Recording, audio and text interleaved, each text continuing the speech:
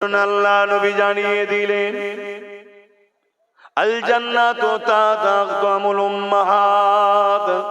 এ দুনিয়া মানুষেরা, নারীদের মর্যাদা ইসলাম কতটা দিয়েছে, যে জান্নাতে যাওয়ার জন্য সবাই অপেক্ষায় রয়েছে, যে জান্নাতে যাবার আশায় সবাই ছটফট করছে, যে জান্নাতে তামান্না সবার রয়েছে। এ নওজওয়ানেরা, আল্লাহ শ্রেষ্ঠ শান্তির জায়গা, নিরাপদের জায়গা, আল্লাহ শ্রেষ্ঠ পিয়ারা জায়গা, ওই জান্নাতকে ইসলাম নারীদের মায়ের জাতের পায়ের তলায় করে দিয়েছে। আল জান্নাতু তাতাকামুল উম্মাহাত। প্রতিটা ছেলেদের জান্নাত হলো তার মায়ের পায়ের তলায়।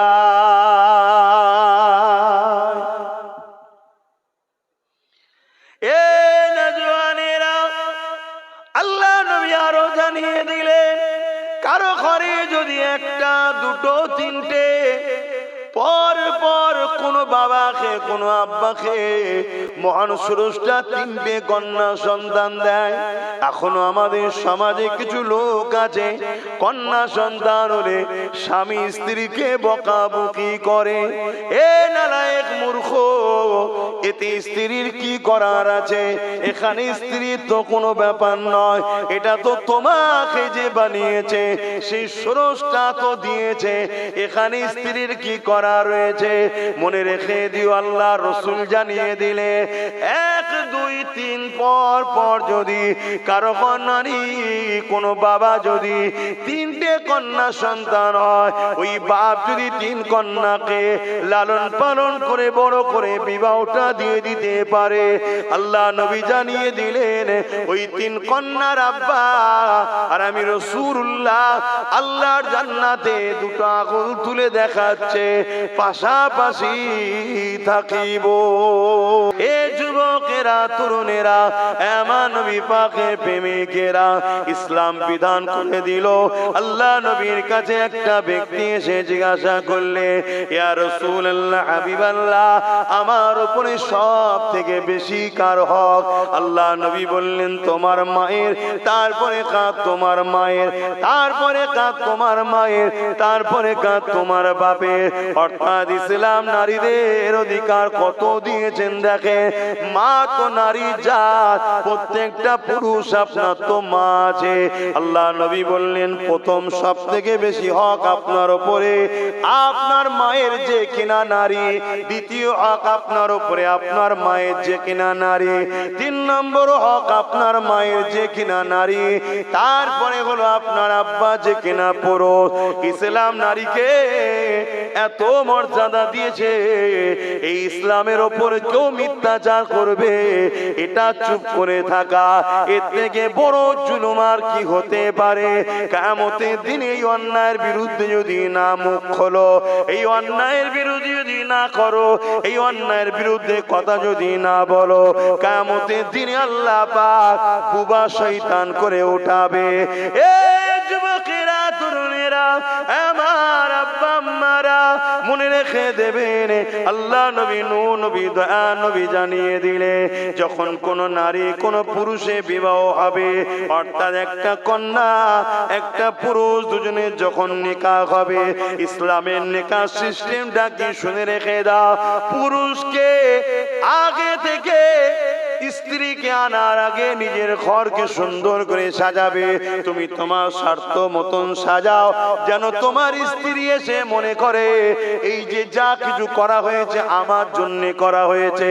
দ্বিতীয় নম্বর, তুমি পুরুষ, তুমি আগে যাও কন্যার ঘরে, নারীর ঘরে, সেখানে গিয়ে তাকে নজরানা দিন, মোহর দিয়ে, তারপরে তাকে তুমি তোমার জীবন সাথী বানিয়ে তুমি তোমার ঘরে নিয়ে আসো, এবং ঘরে নিয়ে এসে তার থাকা খাওয়া, তার জীবনের প্রয়োজনের জামা কাপড়, ওষুধ থেকে শুরু করে সব কিছু দায়িত্ব পুরুষ তোমার কাঁধে।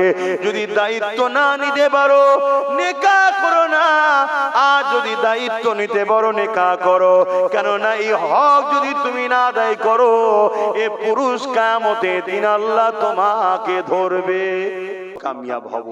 পাশাপাশি আমার ইসলামের ওপরে কেউ জুলুম করলে, কেউ আঘাত দিলে, অযথা মিথ্যাচার করলে তার বিরুদ্ধে আমাদেরকে সংগঠিতভাবে তাকে জবাব দেওয়া, এটাও দায়িত্ব রয়েছে। এ যুবকেরা, ইসলাম জুলুম কখনো করেনি, কিন্তু কেউ যদি ইসলামের উপরে আঘাত দিয়েছে, ইসলাম তাকে ডিফেন্স করতে বলেছে। যেমন বদরের জমিনে ঘটেছিল। বদরের জমিনে আমার রাসূল পাক সাল্লাল্লাহু আলাইহি ওয়াসাল্লাম মক্কা জমিন থেকে হিজরত করে ইয়াসরিব মদিনা জমিনে চলে গেল। মদিনায় সাহাবা হুজুর দিগকে নিয়ে আল্লাহ নবী বড় আনন্দেতে, বড় শান্তিতে সেখানে নবী আমার দ্বীনের প্রচার করতে লেগেছে। কিন্তু মক্কা জালি সন্ত্রাস আবু জেহেল উতবা সাইবা তাদের সহ্য হলো না। তারা 1000-এর উপরে সৈন্য নিয়ে মদিনার উপরে হামলা করবে বলে এগিয়ে গেল। এ যুবকেরা, এই খবরটা আমার নবী পাক যখন পেয়ে গেলেন, আল্লাহ নবী সাহাবা হুজুর দিগকে বললে, বাবা সাহাবারা, মদিনার উপরে আবু জেহেল 1000 লোক নিয়ে আসছে, হামলা করবে। ওকে মদিনায় আসার আগে তাকে রাস্তায় রুখতে হবে, তার সঙ্গে আমরা কথা বলবো, তার সঙ্গে আমরা সলে করব। কারণ আমি তো মক্কা ছেড়ে দিয়ে ইয়াসরিব মদিনায় চলে এসেছি, তারা মদিনাতে রয়েছে, আমি তো তাদের মক্কায় রয়েছে, আমি তো তাদের ওখানে যাইনি, তাদের সঙ্গে কোনো কথা বলতেও চাইনি। তারা কেন আমার মদিনায় এসে হামলা করবে?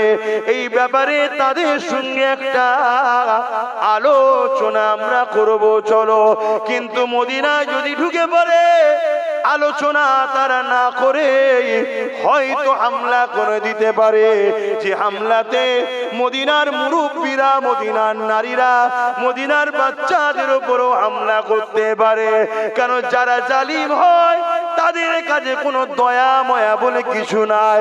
জালিমদের একটাই জিনিস, ক্ষমতার জন্য নিজের পরিবারকেও হত্যা করতে পিছপা হয় না। প্রতিনিধিত্ব করার জন্য দুনিয়ায় পাঠিয়েছে। আল্লাহ আমাদেরকে দুটো কাজ দিয়েছে। কুনতুম খায়রা উম্মাতিন উখরিজাত লিন-নাস তা'মুরুনা বিল মা'রুফ ওয়া তানহাউনা আনিল মুনকার। আল্লাহ আমাদের দুটো কাজ দিয়েছে, এজন্য শ্রেষ্ঠ উম্মাহ বানিয়েছেন, খায়রুল উম্মাহ। দুটো কাজ, অন্যায়কে মিটাও, ন্যায়কে প্রতিষ্ঠিত করো। জোরে বলুন সুবহানাল্লাহ। আমাদের কাজ জুলুম মুক্ত সমাজ গড়া, আমাদের কাজ চোর মুক্ত সমাজ গড়া, আমাদের কাজ রেপ মুক্ত সমাজ গড়া, আমাদের কাজ অত্যাচার অন্যায় মুক্ত সমাজ গড়া, আমাদের কাজ নেশা মুক্ত সমাজ গড়া, আমাদের কাজ এতিমের অধিকার, বিধবার অধিকার, গরিবের অধিকার, মানবতা প্রতিষ্ঠিত করা। তা না করে আজ আমরা করছি কি? চোরেদের পিছনে দালালি করা, খুনিদের পিছনে দালালি করা, মাতালদের পিছনে পায়ের গোড়ায় বসে থাকা, অত্যাচার, সমাজ বিরোধীদের ঘরে স্যার স্যার স্যার স্যার জি স্যার এই করে বেড়ানো। এজন্য আজ আমার রাসূলের নামটা লিখাতেও আমাদের উপরে আঘাত আসছে। ঠিক তেমনই আমার পশ্চিম বাংলাতে এই উত্তর 24 পরগনার ভাটপাড়া ব্যারাকপুর বলে একটা জায়গা আছে। ওখানেতে এক মানবরূপী পশু কদিন আগে বলল যে ইসলামে নাকি রেপ করাটা খারাপ বিষয় নয়। তার মানে ইসলামে রেপ করা ভালো। আপনারা কি বলছেন, ইসলামে রেপ করা ভালো? জোরে বলুন। এত বড় একটা ইন্টারন্যাশনাল পৃথিবী বিখ্যাত ধর্ম ইসলাম, সেই ধর্ম ভারতবর্ষের পশ্চিম বাংলায় এক মানবরূপী পশুর মুখ থেকে শুনতে হচ্ছে ইসলামে নাকি রেপ করা পাপ নয়, উপরন্তু সে পশু এখনো পাগলাগারাতেও নেই আর জেলখানাতেও নেই। এর জন্য দোষী কারা? একটু জোরে বলুন, দোষী কারা? আমরা। এটা স্বীকার করুন। আর এই দোষ যদি শুধরে না নেন, জাহান্নামে যাবার জন্য তৈরি হন। ওপেন বলে যাচ্ছি। আবার আমি ওপেন কথা বলি বলে অনেকের আবার অ্যালার্জি হয় মুসলিম উলামাদের মধ্যে, যে কে জান্নাতে যাবে কে জাহান্নামে যাবে আল্লাহ জানে। আল্লাহ তো সবই জানে, তাহলে কোরআন পাঠালো কেন? আল্লাহ জানাবে বলেই। হাদিস রসুলে পাক সাল্লাল্লাহু আলাইহি ওয়াসাল্লাম কেন আসলেন জানাবে বলেই তো। আজকে জমি চলে গেলে মারপিট হয়, চাকরি চলে গেলে মারপিট হয়, আজকে এসআইআর এর জন্য সব পাগল। আরে খোদার যদি মার শুরু হয়, তোমার কাগজ থাকার পরেও তোমাকে শেষ করে দেওয়া হবে।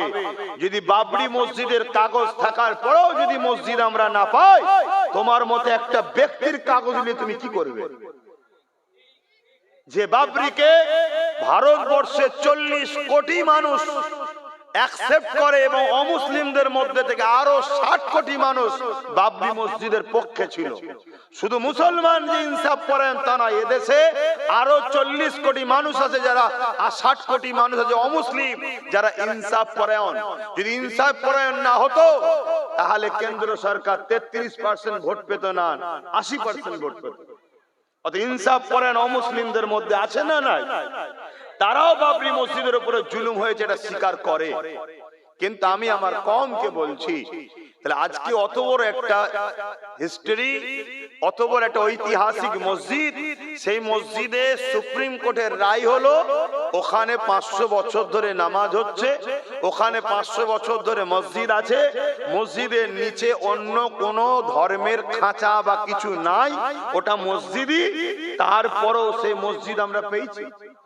তাহলে তোমার কাগজ থাকার পরে তুমি থাকবে আশা করছো কেন? এ তো খোদার মার আমাদের উপরে, এ তো খোদার মার। মেরে দিলে বেঁচে যাবি ভাই, মেরে দিলে বেঁচে যাবি, মারবে না। কিতো দাস দাসী বানাবে, দোদগে দোদগে দোদগে দোদগে মারা হবে। খুব গায়ে হাওয়া লাগাচ্ছিলে। 2020 ক্যাসেট খুলে দেখো আব্বাস সিদ্দিকীর। আমি বলেছিলাম যে একটা দিন আসছে তোদের নাগরিকত্ব কেড়ে তোদেরকে গোলাম বানাবে, কিতো দাস দাসী বানাবে। 250 টাকা রোজ, তখন 250 টাকা ছিল, এখন তার নেই। আমি তখনকার সময় বলেছিলাম 250 টাকা রোজে খাটছো, সেদিন 50 টাকা তুমি পাবে, 200 টাকা যে তোমার মালিক হবে সে পাবে। তোমাকে গোলাম বানানো হচ্ছে। কিন্তু সমাজ আমাকে মজা করেছিল। আমি বলেছিলাম 8 বছর আগে যে ওয়াকাফ আমাদের চলে যাচ্ছে, মসজিদ মাদ্রাসা আমাদের থাকবে না। এই সমাজ আমাকে মজা করেছিল। এখন কেমন হচ্ছে কি বুঝছেন? এখনো সময় আছে। কে বলেছে সময় নেই? আমার আল্লাহ তিনি সাইয়্যুল কাদির, বলুন সুবহানাল্লাহ। যিনি ফেরাউনকে তার বাহিনীকে নীল নদে চুবিয়ে চুবিয়ে ডুবিয়ে ডুবিয়ে মেরেছে, আমার আল্লাহ তিনি যিনি নমরুদকে খোঁড়া মশা দিয়ে এবং তার পুরো বাহিনীকে মশা দ্বারা শেষ করে দিয়েছে, আমার আল্লাহ তো তিনি এই পৃথিবীতে সাদ্দাতকে মিটিয়েছে, এই পৃথিবীতে এজিদকে মিটিয়েছে, এই পৃথিবীতে হিটলারকে মিটিয়েছে, এই পৃথিবীতে চিঙ্গিস খানের মতো সুপার পাওয়ারকে আমার আল্লাহ ঘোড়ার দৌড় কাটিয়ে কাটিয়ে তাকে দোদগে দোদগে ছিন্ন বিচ্ছিন্ন করে মেরেছে। সেই আল্লাহর উপরে ভরসা রাখো। তোমার হুঁশ নাই, তুমি পেটের জন্য পেরেশান। আরে পেটের জিম্মা আল্লাহর কুদরতি হাতে ছেড়ে দাও। আল্লাহ বলেছেন এই আমি রিজকের মালিক। জোরে বলুন সুবহানাল্লাহ। যখন মায়ের পেটে ছিলে কে খাইয়েছিল? যখন দুনিয়ায় আসলে খাটতে পারোনি, শরীরে তাকত নেই, পায়ে তাকত নেই, কে তোমাকে খাইয়েছিল? তুমি আসার আগে তোমার মায়ের স্তনে দুধ কে দিয়েছিল? তাহলে সেই আল্লাহর কথা তুমি এখন ভুলে গেলে কেন? রিজকের পিছনে অত ছুটছো কেন?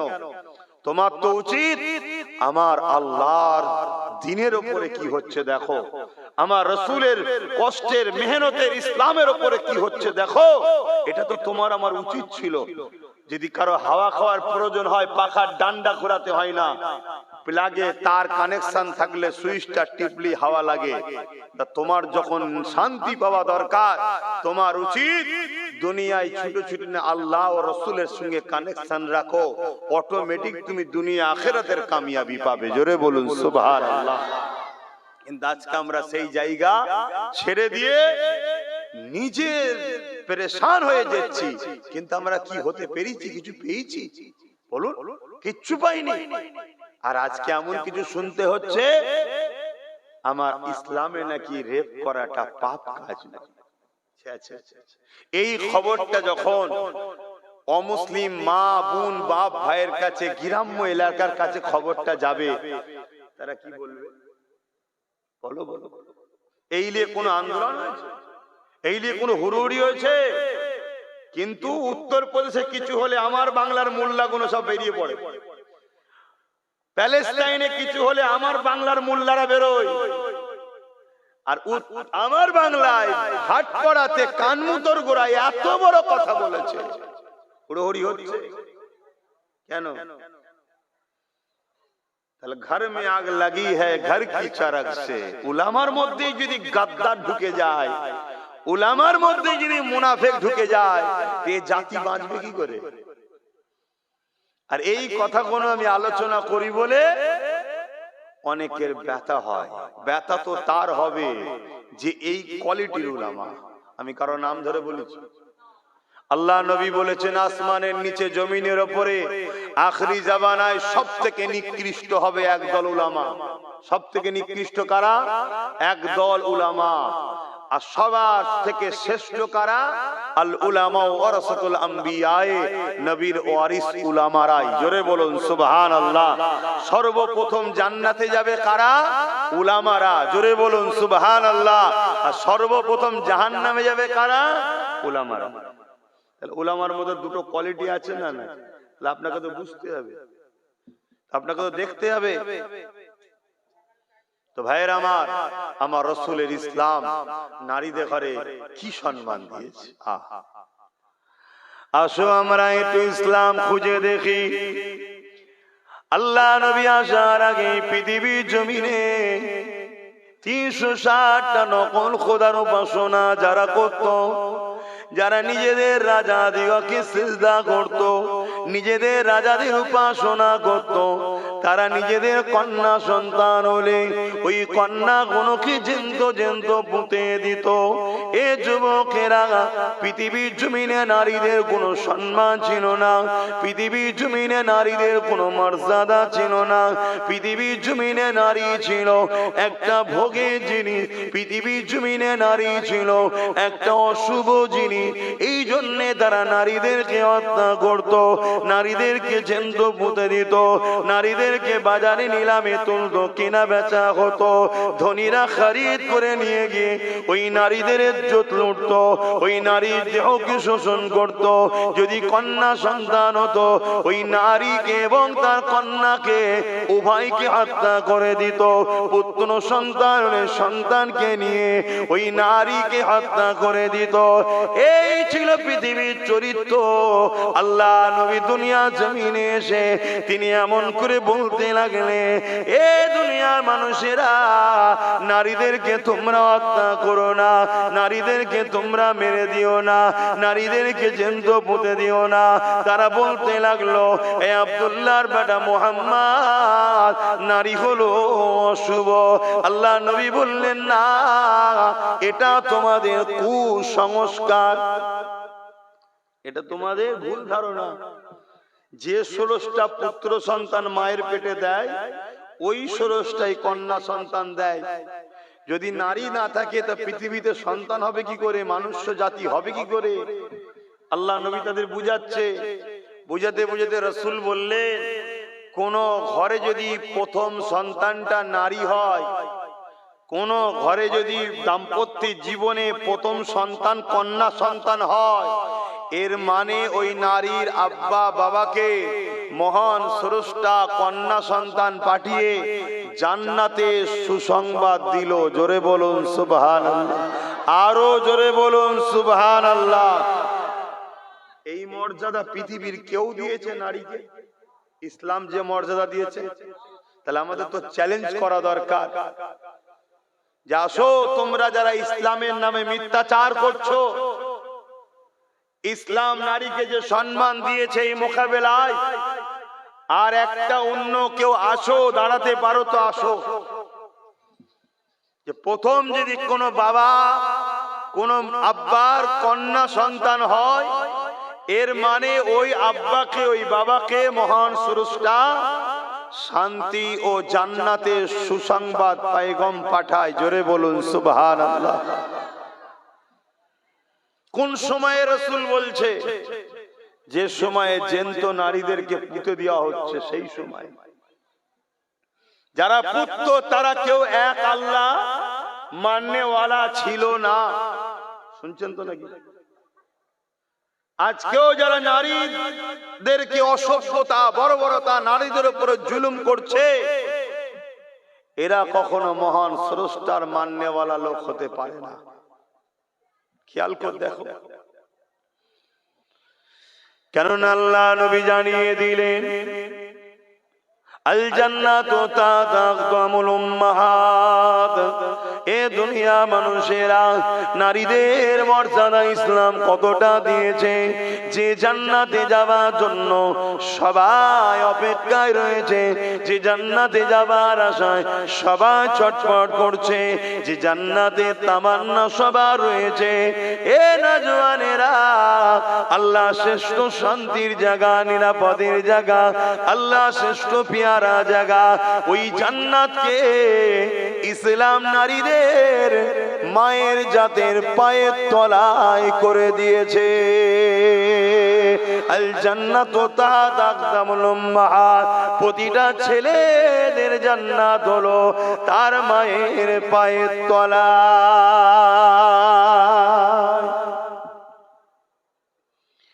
এ নওজওয়ানেরা, আল্লাহ নবী আরো জানিয়ে দিলেন, কারো ঘরে যদি একটা, দুটো, তিনটে পর পর কোনো বাবাকে, কোনো আব্বাকে মহান স্রষ্টা তিনটে কন্যা সন্তান দেয়।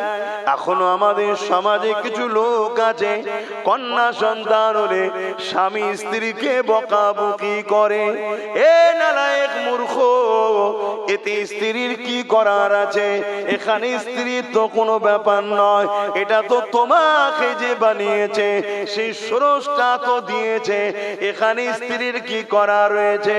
মনে রেখে দিও, আল্লাহ রসুল জানিয়ে দিলে, 1, 2, 3 পর পর যদি কারো নারী, কোনো বাবা যদি তিনটে কন্যা সন্তান হয়, ওই বাপ যদি 3 কন্যাকে লালন পালন করে বড় করে বিবাহটা দিয়ে দিতে পারে, আল্লাহ নবী জানিয়ে দিলেন, ওই 3 কন্যার আব্বা আর আমি রাসূলুল্লাহ আল্লাহর জান্নাতে দুটো আঙুল তুলে দেখাচ্ছে, পাশাপাশি থাকিব। আরো জোরে বলুন সুবহান। নারীদেরকে ইসলাম যে সম্মান দিয়েছে, এর মোকাবেলায় কেউ আসুক না। শুনছেন তো? আসো, কিন্তু না, আসবে না। শুধু ক্ষমতার জোরে, পাওয়ারের জোরে ইসলামকে কালিমা লিপ্ত করো। কেন? ইসলাম আজকের তারিখও পৃথিবীতে ফেমাস ধর্ম। জোরে বলুন সুবহানাল্লাহ। দলে দলে দলে দলে দলে দলে যুবক যুবতী, শিক্ষিত সমাজ, শিক্ষিত সমাজ, পৃথিবী বিখ্যাত খেলোয়াড়, পৃথিবী বিখ্যাত গায়ক, পৃথিবী বিখ্যাত স্কলার, পৃথিবী বিখ্যাত বিজ্ঞানী, পৃথিবী বিখ্যাত ডক্টর, পৃথিবী বিখ্যাত বড় বড় ধর্মগুরুরা, তারা সব দলে দলে দলে দলে ইসলাম অ্যাকসেপ্ট করছে। জোরে বলুন সুবহানাল্লাহ। কেন? ইসলাম মানবতার নাম, ইসলাম ইনসাফের নাম, ইসলাম ইনসানিয়াতের নাম। কোন মুসলমানের ঘরের ছেলে যদি জুলুম করে, সে জালিম ইসলাম থেকে বেরিয়ে যায়। এ তো জানেন না তো আপনারা। মিশকা শরীফের হাদিস, কেউ জালিম জানার পরে, মন দিয়ে শুনছেন, শুনছেন, মুখে বড় দাঁড়িয়ে রেখে আর মসজিদে গিয়ে তসবিহ টেনে এই মনে করবেন না যে জান্নাত পেয়ে যাব। কেউ জালিম জানার পরেও ওই জালিমকে কেউ যদি সাহায্য সহযোগিতা করে ক্ষমতায় আনে, মিশকা শরীফের হাদিস, রাসূল বলছে সে ইসলাম থেকে বেরিয়ে যাবে। শুনছেন তো নাকি? জুলুম করেন, জালিমকে সাহায্য করেছে, আর তোমার সহযোগিতা সাহায্যে সে জালিম আরো ক্ষমতায় এসে সমাজে আরো জুলুম করছে, তুমি ইসলাম থেকে বেরিয়ে যাবে। তাহলে জালিমের অবস্থা কি হবে? কথা শুনছেন? জুলুম আর ইসলাম কখনো এক প্ল্যাটফর্মে থাকতে পারে না। পানি আর তেল কখনো এক জায়গায় হতে পারে কি বলুন? এর থেকেও অসম্ভব। সত্য আর মিথ্যা এক জায়গায় থাকতে পারে না। রেপ আর ইসলাম এক জায়গায় থাকতে পারে না। জুলুম আর ইসলাম এক জায়গায় থাকতে পারে না। অত্যাচার আর ইসলাম এক জায়গায় থাকতে পারে না। খুন আর ইসলাম এক জায়গায় থাকতে পারে না। যদি বলেন অনেক মুসলমান করছে, তো আপনি তো মুসলমান দেখছেন, আর আমার ইতিহাস বলছে রোমের মতো ঘটনা ঘটছে। রোমে কি হয়েছে? স্পেনের মতো ঘটনা। স্পেনে কি হয়েছিল? স্পেনে অর্থের লোভে, পদের লোভে অনেক মুসলমান ইসলাম থেকে বেরিয়ে গেছিল। শুনছেন তো আমার কথা? বেরিয়ে গেছে। 9টা পর্যন্ত থাকবো আমি, এই করি তাহলে। সরে আসে, শীতের সময় তোমার খোলা আকাশের নিচে চেপে চেপে যান না, ভালো লাগবে তো। এখন যত চেপে চেপে বসবেন তত জানটা আলা হবে, তবে কোলে যেন উঠে পড়বেন না। সরে আসে, দরুদ শরীফ আল্লাহুম্মা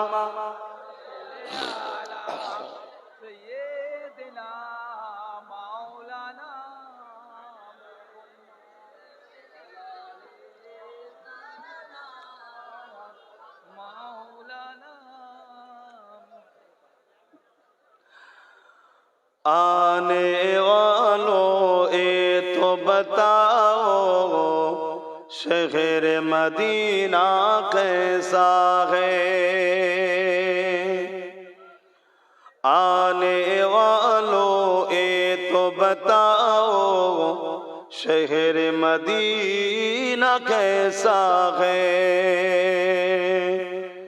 देख जिसको जी नहीं भरता, देख जिसको जी नहीं भरता, ओ मदीना ऐसा है। आने वालों ए तो बताओ शहर मदीना कैसा है। गुंबद खजरा के साए में बैठ के तुम तो आए हो। गुंबद खजरा के साए में बैठ के तुम तो आए हो। उस साए में रब के आगे, उस साए में रब के आगे सिजदा करना कैसा है। आने वालों ए तो बताओ शहर मदीना कैसा है। देख जिसको जी नहीं भरता, देख जिसको जी नहीं भरता, ओ मदीना ऐसा है। आने वालों ए तो बताओ शहर मदीना कैसा है।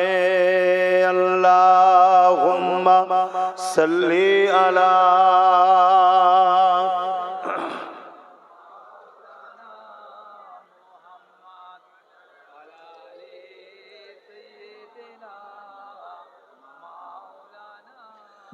আমার আব্বা জানেরা, ভাইরা মন দিয়ে শোনেন আমি কি বলছিলাম। কেউ জুলুম করে, জালিম জানার পরও আপনি যদি তাকে সাপোর্ট করেন, সাথ দেন, আপনি ইসলাম থেকে বেরিয়ে যাবেন। আমার আব্বার কথা, আমার রাসূলুল্লাহর কথা, কথা মাথায় ঢুকছে? অতএব একটু বুঝে বুঝে পা ফেলবেন, একটু বুঝে বুঝে চলুন। আজ আমাদের দোষেই একদল মানবরূপী পশুরা ইসলামকে মিটাবার কথা বলছে, ইসলামের শানে মিথ্যাচার করছে, যা খুশি তাই করে বেড়াচ্ছে। কেন? বুঝে নিয়েছে মুসলিম যুব সমাজ এদের মধ্যে আকসারকে আমরা গান, যাত্রা, ফাংশন, নেশার মধ্যে ঢুকিয়ে দিয়েছি। এই আসছিলাম রাস্তা, একটা মেলা হচ্ছে, দেখলাম 100টা যদি লোক থাকে 60টা মুসলিম ঘরের ছেলে মেয়েরা আছে। তা কাল যদি ওদের উপরে জালিম হুকুমত দ্বারা খোদা অর্থাৎ শাস্তি দেয়, জালিম হুকুমত দ্বারা খোদা শাস্তি দেয়, আফসোস করার তো কিছু নেই। কথা কি কষ্ট লাগছে নাকি? আমরা 100 বার বোঝাচ্ছি যে মুসলমান, তোমার আমার জন্য ফাংশন নয়, তোমার আমার জন্য মেলা নয়, এই ত্যাগটা স্বীকার করার জন্যই তো জান্নাত যাবে। কথা বুঝছেন না? এটা তো দুনিয়া চাইছে তোমাকে আমাকে ওখানে ভুলিয়ে রাখবে, তুমি আমি যাতে জেগে না যাই। তুমি আমি জেগে গেলে আচ্ছা আচ্ছা ফেরাউনের কাপড় ঢিলে হয়ে যাবে। আশাটা খারাপ না, কথা বুঝাচ্ছে? তোমাকে আমাকে ছলে বলে কলে কৌশলে হয় নেশাতে রেখেছে, নাই জুয়ায় রেখেছে, না হয় সুদে রেখেছে, না হয় গানে জড়িয়েছে, না হয় ফাংশনে জড়িয়েছে, না হয় মেলায় জড়িয়েছে। যেমন করে জাতিকে ঘুমিয়ে রাখো, এ জাতি জেগে না যায়। এ জাতি জেগে গেলে এ সমাজের কোন ধর্মের বেটিরা রেপ হতে পারে না। এ জাতি ঘুমোচ্ছে বলি আজকে রেপ হচ্ছে। শুনছেন তো নাকি? হ্যাঁ, বুক ঠুকে বলে যাচ্ছি, বুক ঠুকে বলে যাচ্ছি। 1450 বছর আগে মদিনার বুকে কামলিওয়ালা আমিনা লাল রাষ্ট্র কায়েম করে দিয়ে গেছে। 1450 বছর আগে।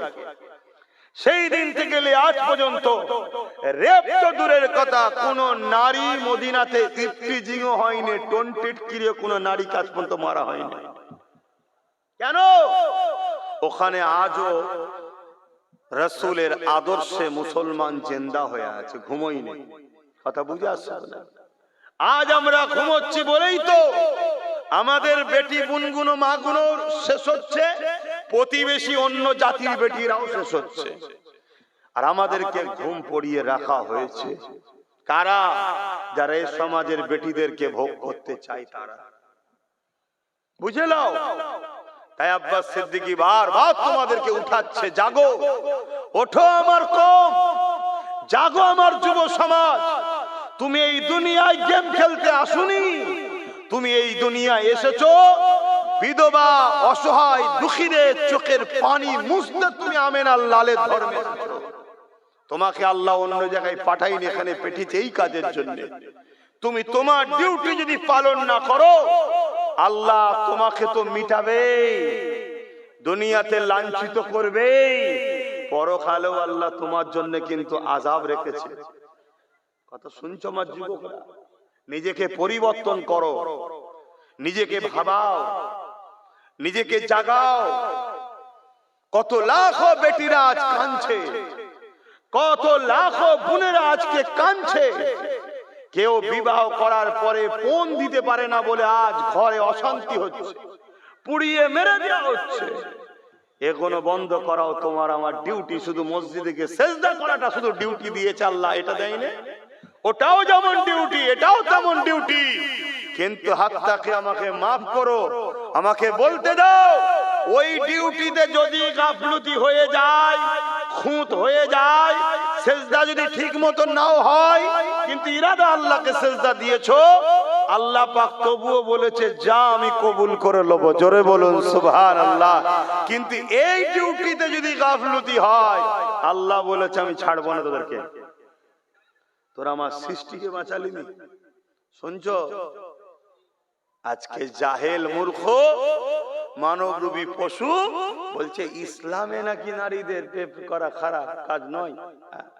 ইসলাম জানিস কথা? ইসলাম যদি থাকতো তোদের মতো জাহেলদের কবে সব ঝুলিয়ে দেওয়া হতো, একটা কোন চরিত্রহীন সমাজে থাকতো না। কথা বুঝছেন না? বোঝেন না? এ সমাজের নারীদের দিকে কেউ বড়াই নজরে তাকাবার ক্ষমতা পেত না। আজ যারা বলছে তাদেরই সমাজে বা তাদেরই দলে অনেক নেতা মন্ত্রী আছে যাদের সব রেপ কেসের মামলাও আছে, তারা আবার ইসলামের উপরে কলম চালাচ্ছে। আর এই সুযোগটা পাচ্ছে কাদের জন্য ভাই? একটু বলেন না গো, কাদের জন্য? আমরা ভুল করেছি স্বীকার করছেন তো নাকি? তাহলে শুধরে যান। যে পাওয়ার নিয়ে ও আমাদের উপর আঘাত দিচ্ছে, ওই পাওয়ার আমাদেরকে দখল করতে হবে, ওই পাওয়ারে ওদেরকে সাইজ করতে হবে, নাই হবে না। আসেন আমার নবী পাকের আখলাক, আমার নবী পাকের দিন, আমার নবী পাকের আদর্শ, আমার নবী পাকের জীবন চরিত্র আজও পৃথিবীর মানুষ যারাই পড়তে লেগেছে তারাই আমার নবী পাকের দিবানা হয়ে গিয়ে ইমানে নূরের কলেমা পড়ে মুসলমান হয়ে যাচ্ছে। এ যুবকেরা, তরুণেরা, আমার নবী পাকের প্রেমিকেরা, ইসলাম বিধান করে দিল। আল্লাহ নবীর কাছে একটা ব্যক্তি এসে জিজ্ঞাসা করলে, ইয়া রাসূলুল্লাহ, হাবিবাল্লাহ, আমার উপরে সব থেকে বেশি কার হক? আল্লাহ নবী বললেন, তোমার মায়ের, তারপরে কাঁদ তোমার মায়ের, তারপরে কাঁদ তোমার মায়ের, তারপরে কাঁদ তোমার বাপের। অর্থাৎ ইসলাম নারীদের অধিকার কত দিয়েছেন দেখে। মা তো নারী জাত, প্রত্যেকটা পুরুষ আপনার তো মা আছে। আল্লাহ নবী বললেন, প্রথম সব থেকে বেশি হক আপনার উপরে আপনার মায়ের যে কিনা নারী, দ্বিতীয় হক আপনার উপরে আপনার মায়ের যে কিনা নারী, 3 নম্বর হক আপনার মায়ের যে কিনা নারী, তারপরে হলো আপনার আব্বা যে কিনা পুরুষ। ইসলাম নারীকে এত মর্যাদা দিয়েছে, এই ইসলামের ওপরে কেউ মিথ্যাচার করবে এটা চুপ করে থাকা, এর থেকে বড় জুলুম আর কি হতে পারে? কিয়ামতের দিন এই অন্যায়ের বিরুদ্ধে যদি না মুখ খোলো, এই অন্যায়ের বিরুদ্ধে যদি না করো, এই অন্যায়ের বিরুদ্ধে কথা যদি না বলো, কিয়ামতের দিনে আল্লাহ পাক বুবা শয়তান করে উঠাবে। এ যুবকেরা, তরুণেরা, আমার আব্বা আম্মারা, মনে রেখে দেবেন, আল্লাহ নবী, নূহ নবী, দয়া নবী জানিয়ে দিলে, যখন কোন নারী কোন পুরুষে বিবাহ হবে, অর্থাৎ একটা কন্যা একটা পুরুষ দুজনের যখন নিকাহ হবে, ইসলামের নিকাহ সিস্টেমটা কি শুনে রেখে দাও। পুরুষকে আগে থেকে স্ত্রীকে আনার আগে নিজের ঘরকে সুন্দর করে সাজাবে। তুমি তোমার স্বার্থ মতন সাজাও, যেন তোমার স্ত্রী এসে মনে করে এই যে যা কিছু করা হয়েছে আমার জন্য করা হয়েছে। দ্বিতীয় নম্বর, তুমি পুরুষ, তুমি আগে যাও কন্যার ঘরে, নারীর ঘরে, সেখানে গিয়ে তাকে নজরানা দিন, মোহর দিয়ে, তারপরে তাকে তুমি তোমার জীবন সাথী বানিয়ে তুমি তোমার ঘরে নিয়ে আসো, এবং ঘরে নিয়ে এসে তার থাকা খাওয়া, তার জীবনের প্রয়োজনের জামা কাপড়, ওষুধ থেকে শুরু করে সব কিছু দায়িত্ব পুরুষ তোমার কাঁধে।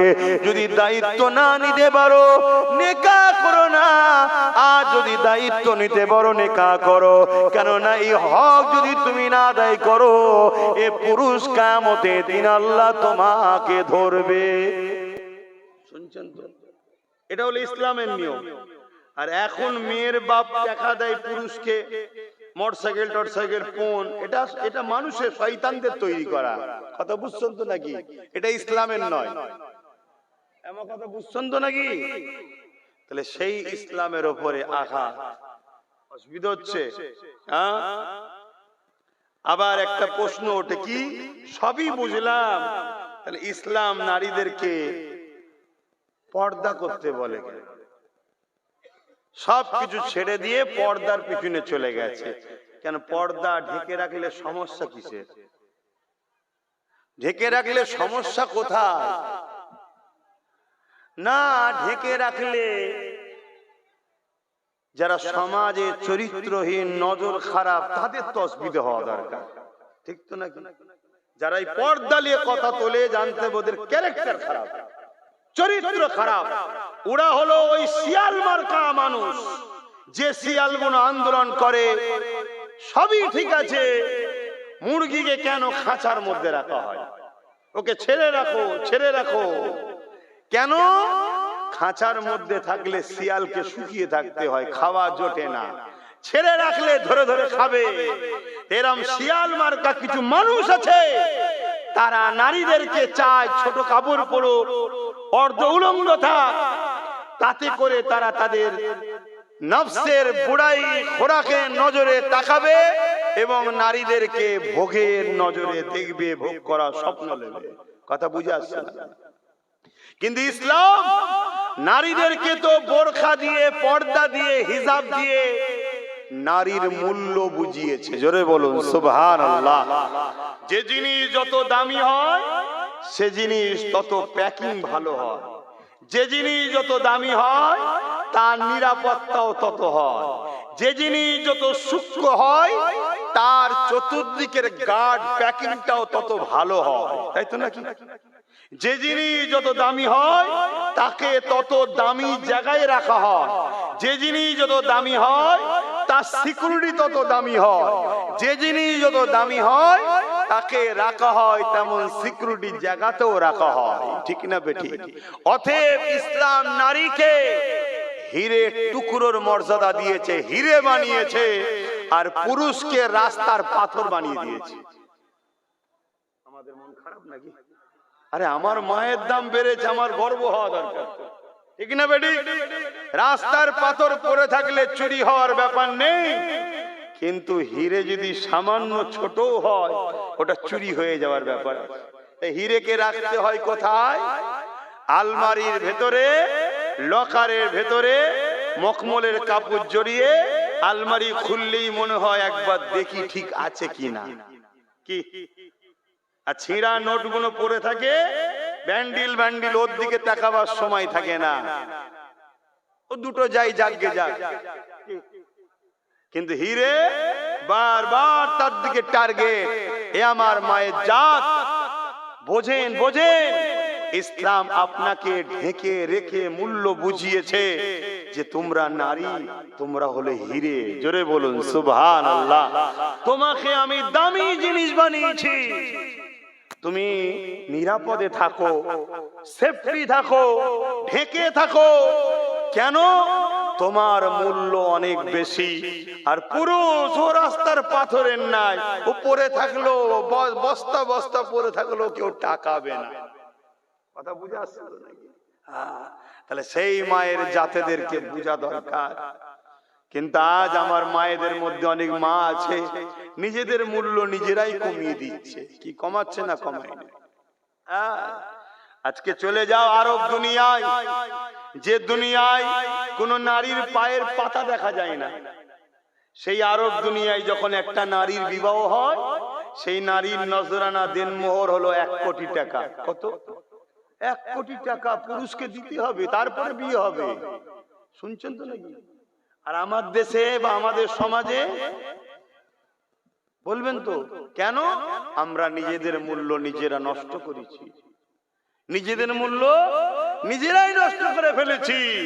তাদের পায়ের পাতাটাও কেউ দেখেনি, তারা নিজেদের মূল্যকে রেখে দিয়েছে, তাই তাদের মূল্য আল্লাহ মিলাচ্ছে।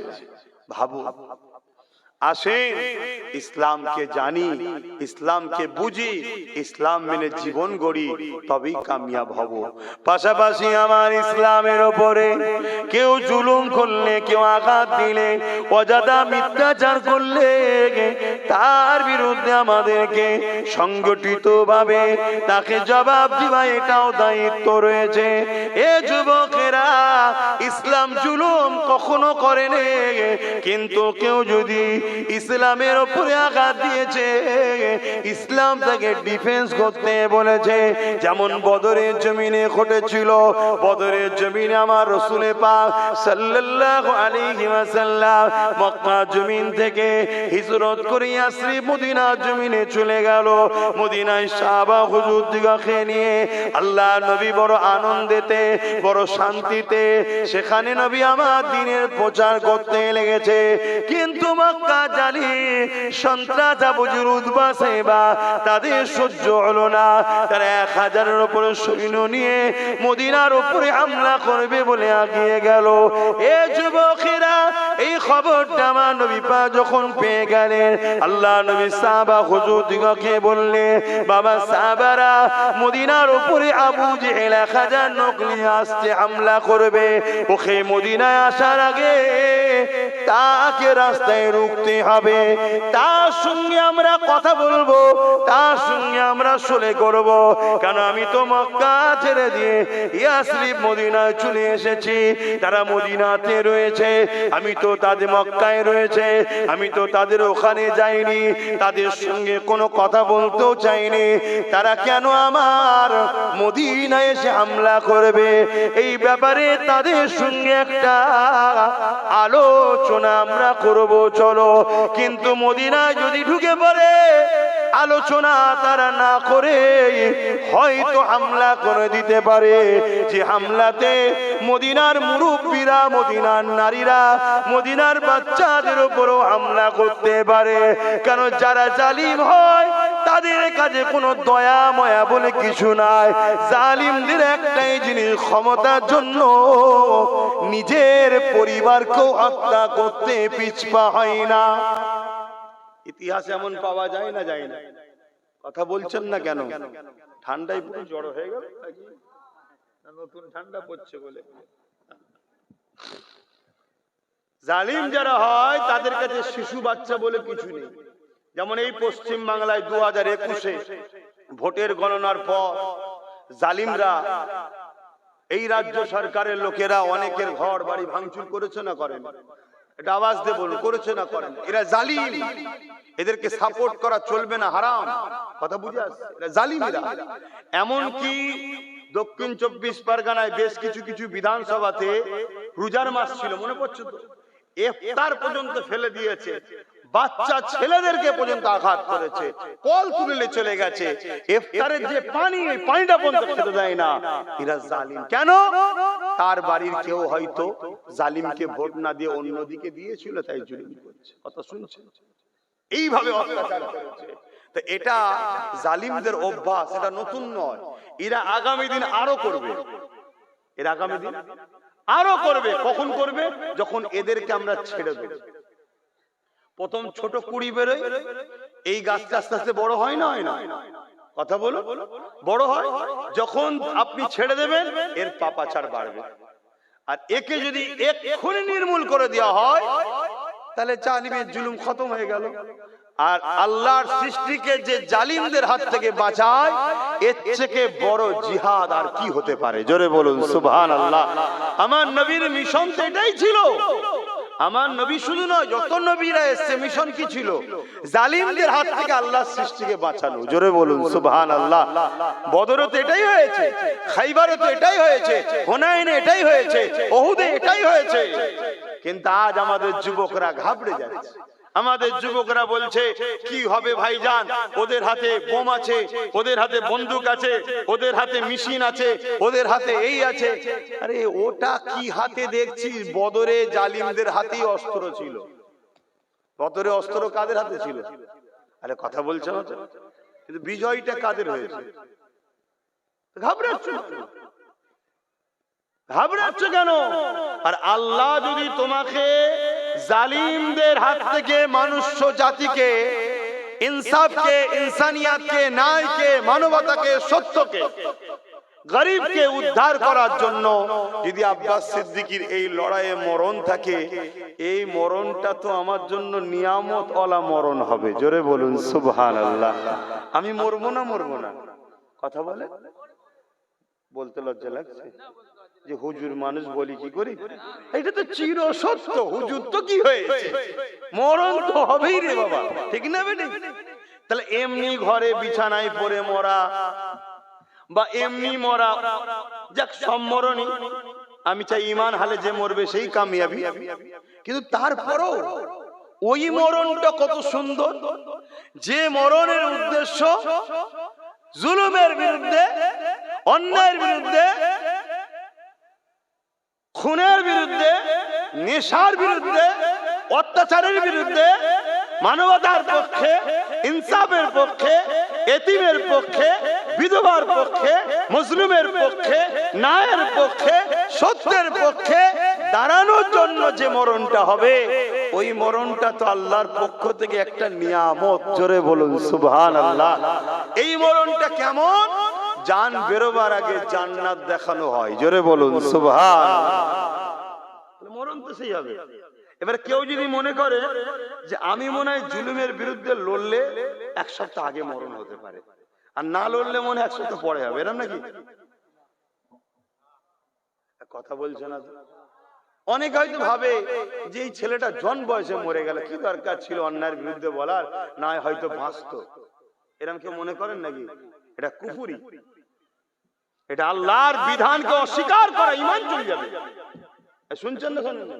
হ্যাঁ, একটা দলের ব্যক্তির নাম বলি, একটু শোনেন। নাম হচ্ছে হযরতে খালিদ বিন ওলীদ। নাম শুনেছেন? হ্যাঁ, মাশাআল্লাহ, আলহামদুলিল্লাহ। ইনাদের নাম শুনুন, চোরেদের নাম জেনে লাভ নেই, ইনাদের নাম জানুন।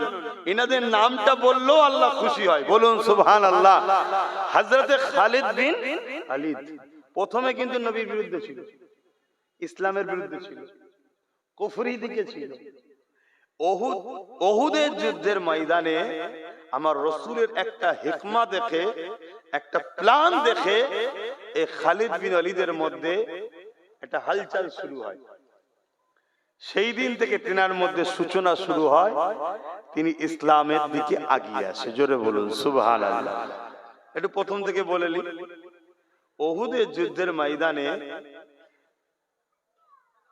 খালিদ বিন ওলীদ আর একজন জালিম সরদারের সঙ্গে বসে মিটিং করেছিল দুজনে, কি যে মুসলমান নামাজ কখনো ছাড়ে না, মুসলমান, আর এখন মুসলমান নামাজ কখনো পড়ে না। কথা কি ভুল বলে ফেললাম? এখন মুসলমান নামাজ কখন পড়ে না? কি আমি বলো তো, এমন যুবক ছেলে আছে জুম্মাও পড়ে না। তাহলে বলো তুমি কি, তুমি আমার ভাই, তোমায় বুঝাচ্ছি, এমন গুণ আছে বোনেদের তো, নারীদের তো ঈদ বকরা ঈদ নেই, সারা বছরই নামাজ পড়ে না। তাহলে বলুন সে তো মুসলমান? বলুন এই মেয়ে যদি কালকে জুলুমের শিকার হয়ে যায়, এটা আফসোস করার তো কিছু নেই। ওকে কে বাঁচাবে? আল্লাহ ছাড়া কেউ বাঁচাতে পারে কি? হ্যাঁ, আর অথচ আম্মাদের হাজেরা জালিম বাদশার খপ্পরে পড়ে গেছে, জানেন তো নাকি? হ্যাঁ, যতবার আম্মার ঘরে গেছে, বাদশার মেজে পাকা তৎকালীন সময় যে সঙ্গে মারমার যে মার্বেল ছিল ভেঙে ঢুকে যাচ্ছে বাদশা, আল্লাহ আম্মা হাজেরাকে বাঁচাচ্ছে। জোরে বলুন সুবহানাল্লাহ। আর এখন লক্ষ লক্ষ মুসলিম মেয়ে, লক্ষ লক্ষ মুসলিম মেয়ে, হাজার নয়, ডাটা বলছি, ডাটা, জালিমদের চক্রান্তের শিকার অলরেডি হয়ে গেছে। মুসলিম মেয়ে যাদের সতীতা নষ্ট হয়ে গেছে, তাদেরকে অপবিত্র করা হয়েছে। কেন? কেন? কেন? জালিমরা দেখেছে মুসলিম নারীদের যদি রেহেমটা পবিত্র থাকে, আবার সালাউদ্দিন আসবে, আবার মোহাম্মদ বিন কাসেম আসবে। শুনছেন? যাদের মোকাবেলা করার মতো পৃথিবীতে কোনো মা সন্তান জন্ম দিতে পারে না। অতএব মুসলমানের সঙ্গে লড়াই ডাইরেক্ট করে পারবো না। এদের মায়ের জাত নারীকে টার্গেট কর। কিভাবে টার্গেট করছে? স্কুলে পড়ে, কলেজে পড়ে, ভার্সিটিতে পড়ে। শুনছেন তো? এই মিডিয়া শুনছো? ভালো ধরে করো, ছাড়বে যদি শুনে 10টা মেয়ে বোঝে। এদের কাছে একটা প্রোপাগান্ডা চালু করা হয়েছে, কি একদল ইসলাম বিদ্বেষী ঘরের ছেলেরা একসাথে পড়ে, একসাথে পড়ে, তারা এসে বলবে তোমাদের কোরআনের আয়াতটা খুব সুন্দর, তোমাদের এই হাদিসটা খুব সুন্দর, ইসলামের এই কাজটা খুব ভালো লাগে। আমার মায়ের জাত এমনি নরম দিলে সে ভাববে ইসলামের দিকে মনে হয় আগ্রহ আছে, একে একটু ইসলামের কথা শোনাই। শুনছেন না? কিন্তু প্ল্যান মাফিক কাজ হচ্ছে। যখন আর একটু শোনাবে, ফোনে কথা হবে, তোর ফোন নাম্বারটা দিয়ে কিছু জানার হলে জানবো, হাই হ্যালো মেসেজ, হোয়াটসঅ্যাপ, আরো কি কমনে আছে। আস্তে আস্তে সম্পর্ক বাড়ছে না কমছে? আগুন আর মোম কখনো এক জায়গায় থাকলে যে কোনো একটা তো যাবে নাকি? কথা বলে। এভাবে এক জায়গায় হতে হতে হতে হতে একটা দিন আমার বোনটার পবিত্রতাকে নষ্ট করছে। একটা দিন বলছে আমি তোদের দিকে চলে যাব, কিন্তু পরিকল্পনা শুধু নষ্ট করো। একটা দিন হয়তো সন্তানও হয়ে যাচ্ছে, সন্তান সমেত ছেড়ে দিচ্ছে। একটা দিন হয়তো সন্তান এসে যাচ্ছে, ওই অবস্থাতে ছেড়ে দিচ্ছে। বাপ আর মা কাউকে জানায়নি, তাড়াহুড়ো করে বিয়ে দিয়ে দিয়েছে। ওই সন্তান কিন্তু জমিনে আসছে। যে সন্তান মুসলিম ঘরে বড় হবে, সবাই জানবে মুসলমানের বাচ্চা, কিন্তু ওই সন্তান বড় হয়ে ইসলামের উপকারে আসবে না। আজকে যেসব মুসলিম এক একটা নেতা আছে দেখছেন না, শেষ করে ফেলছে। এই রকম প্রোটেকশন তৈরি হচ্ছে। এই কথা বুঝছেন না, বোঝেন না? কথা খারাপ লাগছে আমার? অজে অসুবিধা হচ্ছে নাকি? কি ও শুনবেন বাবারা, বাবারা এই ওখান থেকে নবীর প্রেমে ঝাঁপতে পড়ে গেছে, ওখানে চলে গেছে। হ্যাঁ, ওটাও শোনেন, মানা করছি নি, কিন্তু কি চলছে বাস্তবটা? সময়ের দাবি কি, সময় কি চাইছে, এটা একটু শোনো। এসেছি এর আগে 3 বার, অনেক কাজ করেছি তো। তাহলে আজকে আমার প্রত্যেকটা বাপকে বলবো, আমার মা বোনের, নারীর জাতেরা, আমার বোনেরা হয়তো এই কথা শুনে মনে দুঃখ পেতে পারে, কিছু করার নেই, কিছু করার নেই। তুমি একা ধ্বংস হচ্ছ তা নয়, তোমার ভুলের কারণে এই সমাজে এমন একটা বিস্ফোরা সন্তান আসছে যার দ্বারা ইসলাম সমাজটা পুরো ক্ষতি হচ্ছে। সে বড় হয়ে হয় ক্রিমিনাল হচ্ছে, অন্যায় চরিত্রহীন। আমাদের নয়, সে কথা বুঝে আসছে না? আমি আর খুলে বলতে পারছি না। তাহলে বদলাম হেডলাইনে কি হবে? মুসলমান দেখো কি, সেই বদলাম আমাদের হচ্ছে। এইভাবে ইসলামের ঘরের বেটিগুলোকে টার্গেট করা হয়েছে, শুনছেন? তাই আমি প্রত্যেকটা বাপকে বলবো, পড়াও, পড়াতে হবে। পড়াতে আমি নিষেধ করছি না, সাথে করে নিয়ে যাও, সাথে করে নিয়ে আসো। ফোন দাও, ছোট ডিব্বা, শুধু খোঁজ লিবার, মা কোথায়, তুই কোথায়, যাবো এক্ষুনি। এই শুনছেন না, শোনেন না? এতে আমার বোনেরা কষ্ট পেলেও পেতে পারে, কিন্তু জাহান্নামের হাত থেকে বাঁচাবার রাস্তা দেখাচ্ছি বোনগুলো। শুনছেন না, শোনেন? আর যখন তখন তার ফোনকে 2 দিন 3 দিনের জন্য নিয়ে নাও। কোথা থেকে ফোন আসছে, কি ব্যাপার দেখো। একটা পুরুষের গায়ে পুরো ছিঁড়া জামার মতো যদি দাগ লেগে যায়, কিচ্ছু যায় আসে না। ও নিজে পাপী, সমাজের কোনো ক্ষতি হবে না। আপনার মুখে চুনকালি কিছুক্ষণ লাগলেও লোক ভুলে যাবে। কিন্তু একটা মা যদি, আমার মায়ের জাত নারী যদি রেহেম অপবিত্র হয়ে যায়, এমন বিস্ফোরা জন্মাবে, ইসলামের তো দুশ্মন হবে। হক্কানি আলেমরা যখন ইসলামের বিরুদ্ধে বলবে, ও তখন দাঁড়িয়ে গিয়ে বলবে তোমার ওয়াজ বন্ধ করো, এখানে সবাই চলবে না, আমার নেতা নেত্রীর কথা চলবে, অন্য কারো কথা চলবে না। এমন মুসলমান আছে না? নাই। হ্যাঁ, এইসব বিস্ফোরা কথা বুঝে আসছে না? নয়, এদের মুখ থেকে কখনো শুনতে পাবেন না, এদের মুখ থেকে কখনো শুনতে পাবেন না যে কোরআন শেষ হয়ে যাবে বললে এটা অন্যায় করেছে, এটা বলবে না। আর আমরা যখন বলবো যে কোরআন শেষ করবে বলেছে, সে শয়তান বদমাইশ, তার সাদৃশ্য নেই, তোর ঈমান চলে যাবে, তখন আমাদের সমালোচনা করবে। এই কথা বুঝছেন না? কিচ্ছু করার নেই বাপ, দিনটা অনেক কষ্ট করে এসেছে। এই দিনটাকে, আমার ছেলে গান শুনেছে, আমার ছেলে যাত্রায় গেছে, আমার মেয়ে টিভি দেখে ফেলেছে, আমার মেয়ে গান শুনে ফেলেছে, ওটা কিছুক্ষণের জন্য গুনাহ করেছে, তওবা করলে মাফ হয়ে যাবে। শুনছেন তো নাকি? কিন্তু গোড়া যদি গন্ডগোল হয়ে যায়, গোড়া যদি গন্ডগোল হয়ে যায়, তাহলে কি হবে? বাবেরা, নওজওয়ানেরা, হযরত খালিদ বিন ওয়ালিদ এমন করে ইসলাম কবুল করে নিল। সময় বড় কম কেন, তাবারুক রয়েছে। এ যুবকেরা, খালিদ বিন ওয়ালিদ ইসলাম কবুল করে নিয়ে রোমদের বিরুদ্ধে লড়াই করতে যাচ্ছে।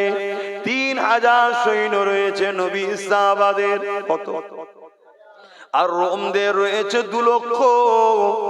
এই 2 লক্ষ সেনার বিরুদ্ধে 3000 সৈন্য পাঠিয়েছে। 3 জন সিপাহসালার রাসূল তৈরি করে দিয়েছিলেন। 3 জন শহীদ হয়ে যাবার পর হযরত খালিদ বিন ওয়ালিদ ইসলামের ঝান্ডাকে হাতে তুলে নিয়ে হুজুর আমার জালিমের বিরুদ্ধে লড়াই করতে লেগেছে। এই লড়াইয়ের রণকৌশল এত ছিল, 3000-এর সামনে 2 লক্ষ টিকে থাকতে পারল না। এ নওজওয়ানে খালিদ বিন ওয়ালিদ জীবনে 120 থেকে 25টা লড়াই করেছিল, গরিবের পক্ষে, ইনসাফের পক্ষে, মানবতার পক্ষে, মুসলিমের পক্ষে, অসহায়ের পক্ষে, সত্যের পক্ষে। এই যুবকেরা খালিদ বিন ওয়ালিদ মিথ্যার বিরুদ্ধে, অন্যায়ের বিরুদ্ধে, জালিমের বিরুদ্ধে 120টাকে 25টা লড়াই করেছিল। প্রতিটা লড়াইয়ে খালিদ বিন ওয়ালিদের নেতৃত্বে আল্লাহ পাক বিজয় দিয়ে দিয়েছিলেন। এই খালিদ বিন ওয়ালিদ একদিন বিছানাতে শুয়ে আছে, ইন্তেকালের সময় ঘনিয়ে এসেছে। খালিদ বিন ওয়ালিদ চোখ ভরা পানি লে কাঁদে, আর স্ত্রী পাশে বসে রয়েছে। কি কষ্ট হচ্ছে আপনার, কেন কাঁদছেন? খালিদ বিন ওয়ালিদ বলছে, আমি চলে যাব, আমার যাবার সময় হয়ে এসেছে, আমি এজন্য কাঁদছি। আমি 120 থেকে 25টা লড়াই করেছি, প্রতিটা লড়াইয়ে যাবার সময় আল্লাহর কাছে দোয়া করতাম, আল্লাহ আমি যেন হকের জন্য লড়তে লড়তে শহীদ হয়ে যায়, আমি যেন মানবতার জন্য লড়তে লড়তে শহীদ হয়ে যায়, আমি যেন ইনসাফের জন্য লড়তে লড়তে শহীদ হয়ে যায়।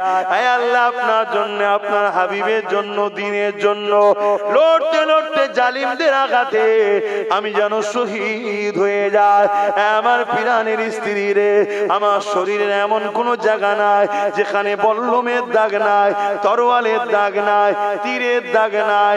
আমার শরীরে হাজারো আঘাত লেগেছে, কিন্তু আমি শহীদ হলাম না, জালিমদের আঘাতে শহীদ হলাম না, প্রতিটা লড়াইয়ে বিজয় পেয়ে গেলাম।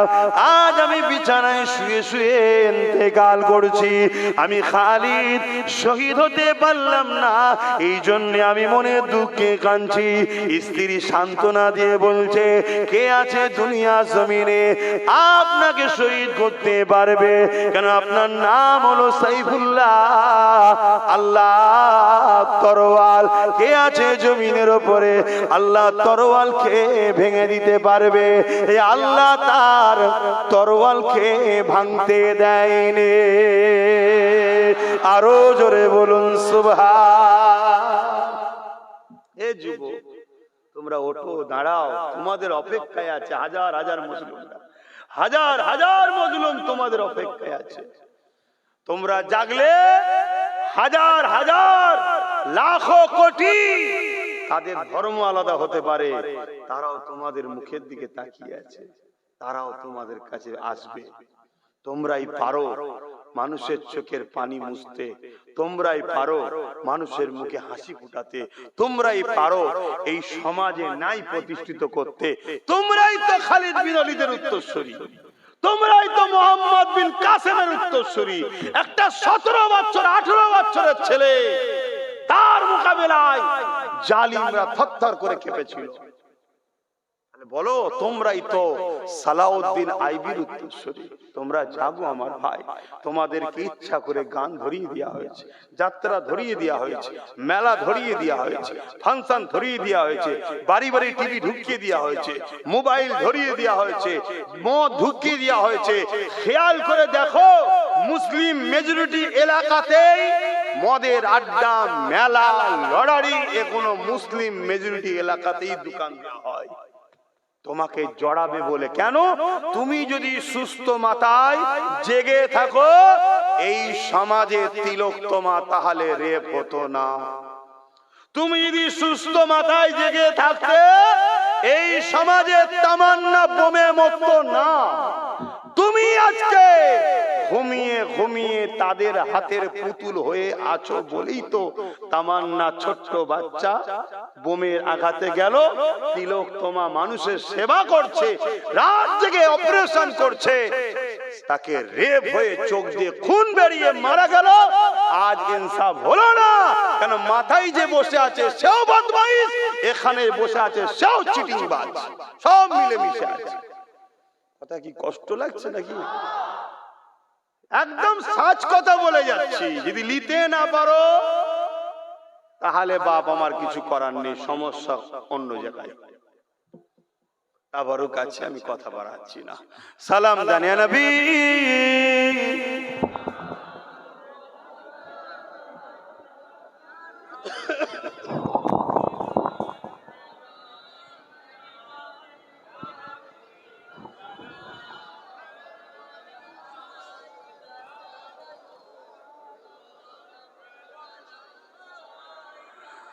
পড়িল আল্লাহ আরো বাণী পোহালো দুঃখে রজনী হইল জগৎ অনুরানী আমিনার নয়ন অনির্মণি ইয়া নবী সালাম ইয়া রাসূল ইয়া হাবিব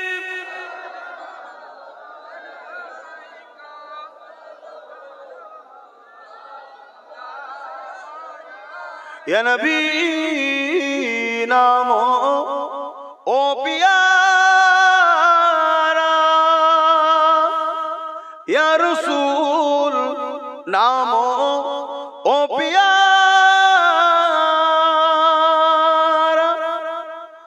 अर्श पर हक ने पुकारा सच पैगंबर हक हमारा या नबी सलाम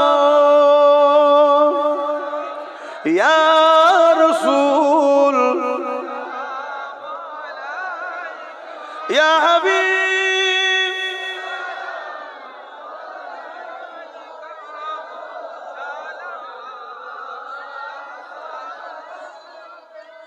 কঠিন হাসরের দিনে কি আছে মোদের কপালে গুনাহগার উম্মাহ আত আপনার লইবেন সঙ্গে মাশরে নবী সালাম ইয়া রাসূল ইয়া হাবিব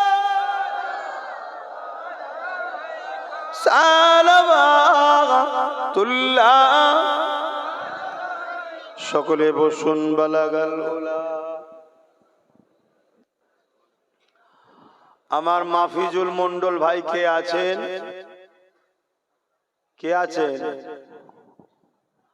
মাফিজুল মন্ডল ভাই এই গ্রামে বাড়ি, মসজিদের পিছনে।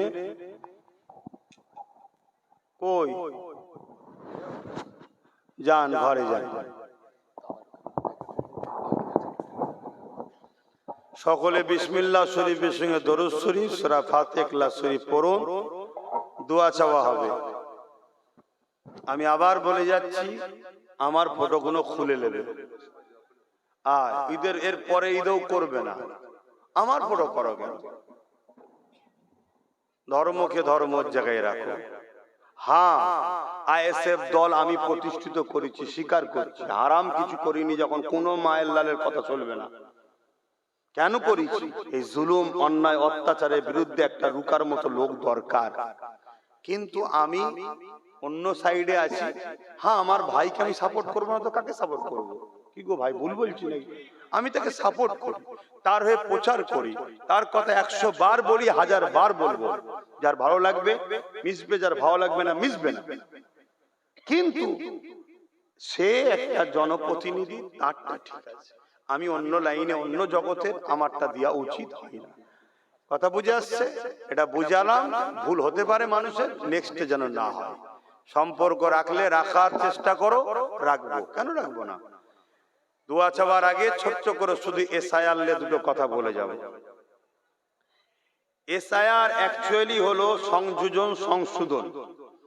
যেসব ভোটার মারা গেছে তাদের নাম বাদ যাবে, যাদের 4-5 জায়গায় ভোট আছে, বিয়ে হয়ে গেছে চলে গেছে কন্যা মেয়েরা অন্য জায়গায়, এখনো নাম সেখানেও নাম বাদ যাবে, বা অনেকে 4-5টা জায়গায় নাম করে ফেলেছে বিভিন্ন ছলে কলে, সেগুলো বাদ যাবে। কথা বুঝে আসছে? এবং নতুন কেউ ভোটার তার নাম উঠবে। এটা হলো অরিজিনাল এসআইআর, এর আগে 8 বার হয়েছে। যদি এটা হয় ভয় খাবার কিছু নেই, টেনশনের কিছু নেই। কিন্তু এসআইআর এর নামে রাজনীতির পাওয়ারকে যদি অপব্যয় করা হয়, অপপ্রচার করা হয়, অপপ্রচার করা হয়, রাজনীতির পাওয়ারকে কাজে লাগিয়ে গরিব দুঃখী অসহায় মানুষদেরকে যদি বঞ্চিত করা হয়, তাহলে এটা জুলুম, এটা সংবিধান বিরোধী। তাকে ঘৃণা করতে হবে, ধিক্কার জানাতে হবে, সেই এসআইআর কে ব্যান করার জন্য লড়তে হবে। কথা বুঝে আসছে? কিন্তু মনে রাখবেন, কেউ বলছে মুসলমানের নাম বাদ যাবে, কেউ বলছে অমুসলিমের নাম বাদ যাবে। আমি মনে করি গরিবরা বিপদে পড়বে। কথা কিছু বুঝে আসছে? আমি হিন্দু মুসলমান করতে কেন আসিনি, গরিবরা বিপদে পড়বে। তাই গরিবদেরকে বলবো সংগঠিত হও, ঐক্য হও। হ্যাঁ, বিগত দিন জানি আমার অনেক ভাইয়েরা কেন্দ্র সরকারকে নিয়ে মজা করেছিল। কেন্দ্র সরকার বলেছিল মুসলমানদের তাড়িয়ে দেবো, মজা নিয়েছিল, অনেক কিছু করেছিল। অনেকে ধারণা ছিল মুসলমান চলে গেলে এই ঘরটা আমার হয়ে যাবে, এই দোকানটা আমার হয়ে যাবে। কথা বুঝে আসছে তো নাকি? যারা এই নাচানাচি করেছিল, সমীক্ষা বলছে তাদের নামই বেশি বাদ যাচ্ছে। এর জন্য আনন্দ কিন্তু আমরা নয়, এর জন্য আমরা খুশি নয়। কেন? কেউ ভুল করেছে বলে আমিও তার সাথে তাল মিলাবো, এটাই তো পার্থক্য। কথা বুঝে আসছে না? না, কিন্তু আমি বলছি গরিবরা বিপদে পড়বে, সে গরিব মুসলিম হোক আর গরিব অমুসলিম হোক। তার কি ধর্ম পরিচয় তার কাছে রাখো, আমার ধর্ম পরিচয় আমার কাছে থাকুক। দিনের শেষে আমরা ভারতীয় মানুষ, বিপদে পড়ছি, এক হোক। যদি এসআইআর কে এসআইআর এর সিস্টেমে হয়, সংশোধন উচিত হবে সমস্ত নাগরিকদের সহযোগিতা করা।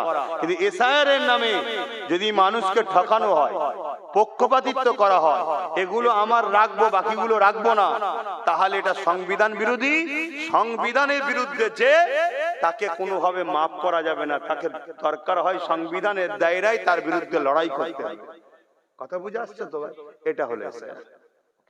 এবারে আপনার কাছে দুটো ফর্ম আসবে, এই ফর্ম দুটোকে ফিল আপ করতে হবে। ওই ফর্ম দুটো ফিল আপ করার পর যিনি বিএলআরও আসবে, নিয়ম হচ্ছে আপনার ঘরে আসবে ফর্ম দিতে, আপনার ঘর থেকে ফর্ম নিয়ে যাবে। যদি এর বাইরে কোনো বিএলআরও কাজ করে, তার নাম, ফোন নাম্বার, ফটো আমাদের কাছে দিয়ে পাঠাবেন, তার বিরুদ্ধে আইনত ব্যবস্থা নেব। এটা হলো নিয়ম। ঘরে আসতে হবে, ঘর থেকেই ফর্ম নিয়ে যেতে হবে, 3 বার আসতে হবে। এটা নিয়ম ঘোষণা হয়েছে, তো নির্বাচন কমিশন ঘোষণা করেছে, তার জন্য তুমি পয়সা পাবে। কথা বুঝে আসছে? কিন্তু এই যে ফর্ম দুটো দেবে, দুটো ফর্মকে ফিল আপ করবেন, করে যে বিএলআরও আসবে তাকে বলবেন আপনি আমার সামনে স্ট্যাম্প মারুন আর সই করুন। একটা ফর্মে স্ট্যাম্প মারবে, সই করবে, ওটা আমার হাতে দেন। এটাই স্ট্যাম্প মারুন, সই করুন, এটা আপনি নেন। এই যে দিচ্ছেন, এর একটা ফটো তুলে রাখবেন। কথা কিছু বুঝছেন?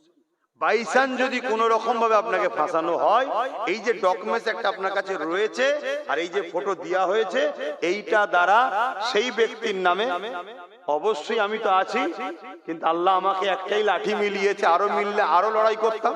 ওই নওশাদের দ্বারা আপনাদের হয়ে লড়াই করা হবে। প্রয়োজন হয় সুপ্রিম কোর্ট যেতে হয়, সুপ্রিম কোর্টও যাওয়া হবে, ঘাবড়াবার কিছু নেই। কথা বুঝে আসছে? একটা আছে, একটা গেলে লড়ছি, 50টা থাকলে 50 জায়গায় লড়তাম। তো যাই হোক, লড়াই হবে। এবং কান টানলে মাথা আসে, ওকে ধরে টানলে কোন নেতা কি করেছে, কোন অফিসার কি করেছে, সব বেরোবে। কথা বুঝে আসছে?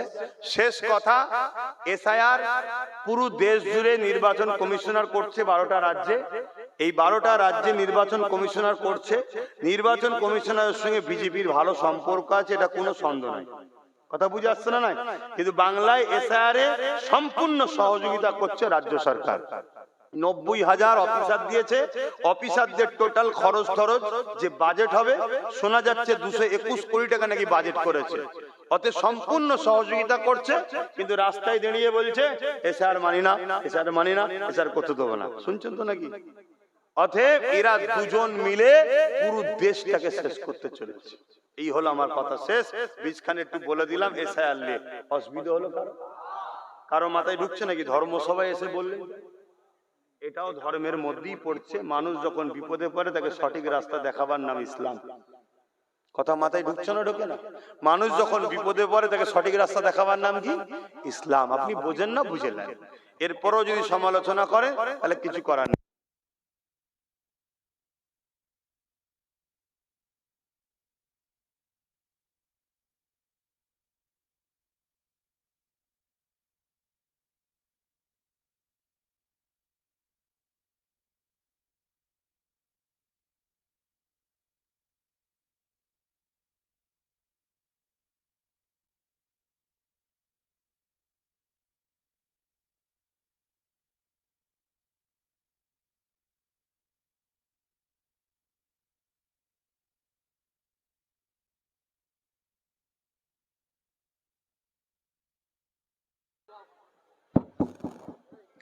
বাবা মার সংক্ষেপ করছি।